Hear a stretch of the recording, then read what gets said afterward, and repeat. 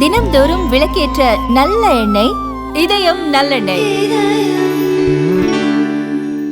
இல்லைன்னா ஒரு பேருக்கு ஒரு பெண்ணாவது இருக்க வேண்டும் என்பதற்காக ஒரு பெண் அங்கே இருக்கக்கூடிய மேடைகளை பார்க்கும் பொழுது, இந்த மேடையை பார்க்கும் பொழுதே நமக்கு மகிழ்ச்சியாக இருக்கக்கூடிய தருணமாக அது இருக்கிறது. ஆனால் இத்தனை பெண்கள் இங்கே ஒரு காலகட்டத்திலே பெண் வீட்டை விட்டு வெளியே வரக்கூடாது, பெண் படிக்கக்கூடாது, பெண் வேலைக்கு போகக்கூடாது, பெண் சமையலறையை விட்டு வெளியே வந்து வேறு எதை பற்றியும் சிந்திக்க கூடாது. அங்கே இருக்கக்கூடிய குடும்பத்தார் சொல்லக்கூடிய அத்தனையும் கேட்டுக்கொண்டு, அது பெற்றோர்களாக இருக்கட்டும், கணவனாக இருக்கட்டும், பிறகு பிள்ளைகளாக இருக்கட்டும், ஒரு பெண் ஒரு வாழ்க்கை முழுவதும் அடிமையாக மட்டுமே வாழ வேண்டும் என்று இருந்த அந்த காலகட்டத்தை எல்லாம் தாண்டி இன்று இத்தனை பேர் அரசியல் அதிகாரம் பெற்றவர்களாக, கல்வியிலே சாதித்தவர்களாக, பல பொறுப்புகளை வகிக்கக்கூடியவர்களாக, தைரியமாக தன்னம்பிக்கையோடு வெளியே வந்து நிகழ்ச்சியிலே கலந்து கொள்ளக்கூடியவர்களாக, அடுத்த தலைமுறையை படிக்க வைத்து தன்னம்பிக்கை உள்ளவர்களாக, சொந்த காலிலே நிற்கக்கூடியவர்களாக, வார்த்தெடுக்கக்கூடிய திறமை, தன்னம்பிக்கை பெற்ற பெண்களாக இங்கே நீங்கள் இந்த அரங்கத்திலே நிறைந்திருக்கிறீர்கள் என்றால் அதற்கு காரணம் திராவிட இயக்கம், திராவிட இயக்கம், திராவிட முன்னேற்ற கழகம் என்ற அந்த பெருமையோடு நாம் இந்த மேடையிலே நிற்கிறோம். ஒரு முறை ஒன்றியத்திலே இருக்கக்கூடிய அமைச்சர் ஒருவர் தந்தை பெரியார் அவர்களை சந்தித்து, இந்த நாட்டிலே அதிகமாக மக்கள் தொகை பெருகிக் கொண்டே இருக்கிறது, அதை எப்படி குறைப்பது என்றே தெரியவில்லை, இவ்வளவு மக்கள் தொகை பெருகிக் கொண்டே போனால் மக்களுக்கான திட்டங்கள், அவர்களுக்கான செலவு என்பது அதிகரித்து கொண்டே போகும், மக்களுடைய வாழ்க்கை வளம் பெறாவது என்பது மிகப்பெரிய சவாலாக மாறிவிடும் என்று சொன்னார்கள். அதற்கு தந்தை பெரியார் அவர்கள், பெண்களுக்கு சொத்திலே சம உரிமை என்ற நிலை வந்துவிட்டாலே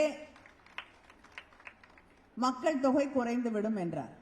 ஒன்றிய அமைச்சருக்கு விளங்கவில்லை, அதுக்கும் இதுக்கும் என்ன சம்பந்தம் இருக்க முடியும் என்று கேட்ட பொழுது, அது எப்படி மக்கள் தொகை குறைந்தால் நாட்டிற்கு நல்லது, ஆனா பெண்களுக்கு சொத்துல சம உரிமை கொடுத்தா எப்படி மக்கள் தொகை குறையும் என்று கேட்ட பொழுது, ஒவ்வொரு குடும்பத்திலையும் தன்னுடைய சொத்து சுகத்தை எல்லாம் பிள்ளைகளுக்கு கொடுத்து விட்டு போக வேண்டும் என்று பெற்றோர்கள், பெண் குழந்தை பிறந்தால் அது 3 குழந்தையா இருந்தாலும் 4 குழந்தையான, என்னோட வகுப்புல நான் படிக்கும் பொழுது கூட ஒரு குடும்பத்துல 8 பெண்கள், ஒவ்வொரு வகுப்புலயும் ஒரு பெண் குழந்தை இருக்கும்.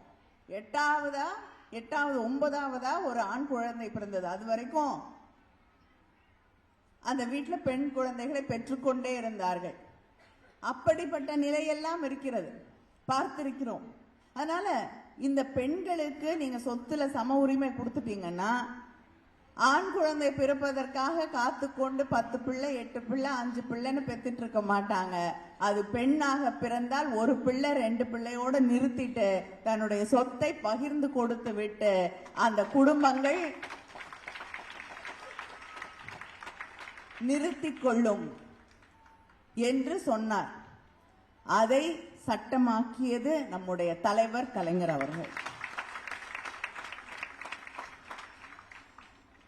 இன்று தமிழ்நாட்டுடைய மக்கள் தொகை குறைந்திருக்கிறது. ஆனா அதை பயன்படுத்தி கொண்டு நம்முடைய மக்கள் பிரதிநிதிகளை குறைத்து விட வேண்டும் என்று ஒன்றியத்தில் இருக்கக்கூடிய பாஜக கணக்கு போட்டுக் கொண்டிருக்கிறது.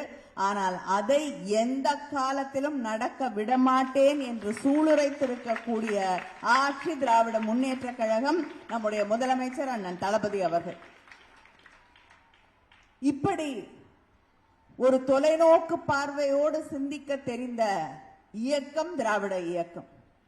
தந்தை பெரியார் அவர்கள் அவரது வழியிலே அவரது கனவுகளை, லட்சியங்களை, கருத்துக்களை மனதிலே சுமந்து கொண்டு ஆட்சி நடத்தி கொண்டிருக்கக்கூடியவர்கள் நாம் என்ற அந்த பெருமையோடு இந்த மேடையிலே நாம் நின்று கொண்டிருக்கிறோம். இங்கே இந்த நிகழ்ச்சியிலே கூட கிட்டத்தட்ட 70 சுய உதவி குழுக்களுக்கு இங்கே நலத்திட்ட உதவிகளை அமைச்சர் அவர்கள் வழியாக இங்கே இருக்கக்கூடிய மகளிர் அணி சகோதரிகள் செய்ய இருக்கிறார்கள். இங்கு பேசியவர்கள் எல்லாம் மகளிர் சுய உதவி குழுக்களை பற்றி பேசினார்கள். தலைவர் கலைஞர் அவர்கள் அதை எப்படி தொடங்கினார், வீட்டிலேயே இருந்த பெண்கள் எங்களாலேயும் சம்பாதிக்க முடியும் என்று தலை நிமிர்ந்து வீட்டை விட்டு வெளியே வர செய்த திட்டம்தான் அந்த திட்டம்.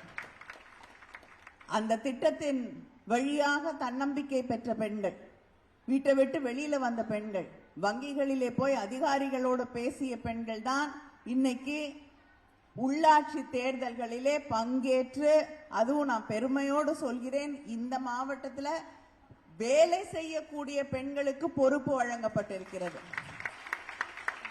வாய்ப்பு வழங்கப்பட்டிருக்கிறது. அந்த மகிழ்ச்சியோடு சொல்கிறேன். அவர்களுக்கு அந்த தன்னம்பிக்கையை உருவாக்கி தந்தது இந்த சுய உதவி குழுக்கள். அமைச்சராக இருந்த பொழுது நம்முடைய முதலமைச்சர் அண்ணன் தளபதி அவர்கள் அந்த சுய உதவி குழுக்களுக்கு ஒவ்வொருவருக்கும் தன் கையாலேயே அந்த சுழல் நிதியை தந்தவர் நம்முடைய முதலமைச்சர் அண்ணன் தளபதி அவர்கள்.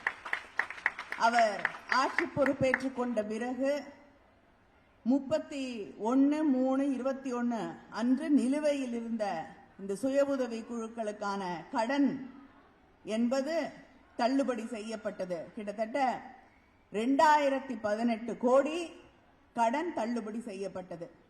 அதே போல கடன் உச்சவரம்பு 20 லட்சத்திலிருந்து 30 லட்சமாக உயர்த்தி வழங்கப்பட்டது. மொத்தம் கிட்டத்தட்ட 11,000 கோடி, ஏறத்தாழ 11,000 கோடிக்கு கடன் வழங்கப்பட்டிருக்கிறது நம்முடைய ஆட்சியிலே, சுய உதவி குழுக்களிலே இருக்கக்கூடிய சகோதரிகளுக்கு. இத்தனை சாதனைகளை செய்திருக்கக்கூடிய ஆட்சி நம்முடைய ஆட்சி.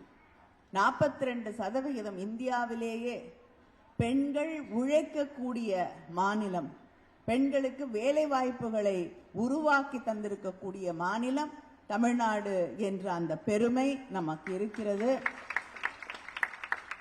ஒரு பெண் உழைக்க வேண்டும் என்றால், ஒரு பெண் வேலைக்கு போகணும்னா இந்த சமூகத்தில் மிகப்பெரிய ஒரு மாற்றம் இருக்க வேண்டும்.